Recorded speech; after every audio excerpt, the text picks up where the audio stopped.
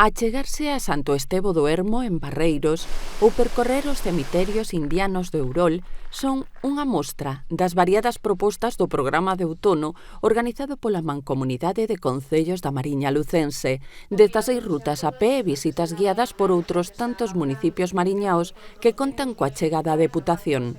A quinta edición destes plans feitos con corazón ven de presentarse no CENIMA en Foz coa participación da deputada de Economía e alcaldesa de Burela, Carmela López, da presidenta da Mancomunidade e alcaldesa de Lourenzá, Rocío López, o alcalde de Foz, Francisco Cajoto, e membros doutras corporacións municipais, entre outras autoridades. Carmela López destacou que a Deputación contribúe con 25.000 euros con este e outros proxectos turísticos da Mancomunidade aliñados coa nosa visión dun turismo sostible que pon en valor, afirmou, a nosa identidade que respecta o noso patrimonio natural e que ademais favorece o desenvolvemento local. Preto de 1.000 persoas desfrutaron da riqueza natural e cultural do xeodestino co programa A Mariña Plans con Corazón dende os seus inicios no 2020, segundo lembrou a presidenta da Mancomunidade, Rocío López. Este ano as visitas desenvolveránse ás fins de semana e festivos dende o 5 de outubro ao 10 de novembro.